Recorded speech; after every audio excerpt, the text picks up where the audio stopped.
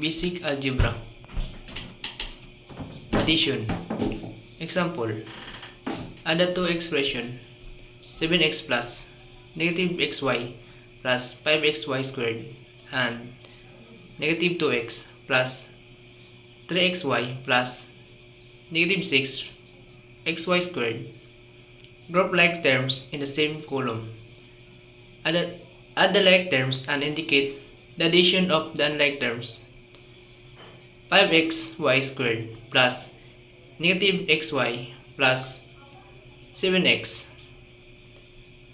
negative 6 xy squared plus 3xy plus negative 2x equal negative xy squared plus 2xy plus 5x.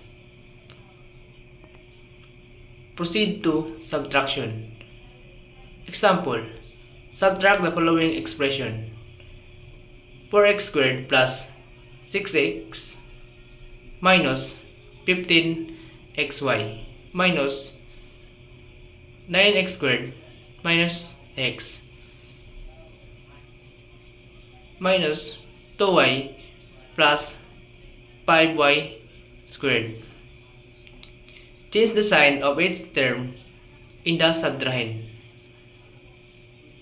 Negative 9x squared plus x plus 2y minus 5y squared. Follow the procedure for addition of signed numbers. 4x squared plus 6x minus 15xy plus negative 9x squared plus x plus 2y minus 5y squared equal 5x squared plus x negative 15xy plus 2y plus 5y squared. Proceed to multiplication. Example. 3c plus 4d squared times 4d power of 2 minus 2c. Multiply its term of one expression by its term of the other expression or apply a FOIL method. 3c multiply 4d squared equal 12cd squared or a first term. 3c multiply negative 2c equal negative 6c squared or a outer term. 5d squared multiply 4d squared equal 20d4 or a inner term. For 5d squared multiply negative 2c equal negative 10cd squared or a last term. Combine like terms. 3c plus 5d squared multiply 4d squared negative 2c equal 2c squared negative 6c squared plus 20d4. Proceed to division. Example. Divide negative 2a raised to 3 x raised to 5 y raised to 2 divide 2 negative ax squared. Divide the numerical coefficient. Negative 20 over negative 2 equal positive 10. Subtract the exponent.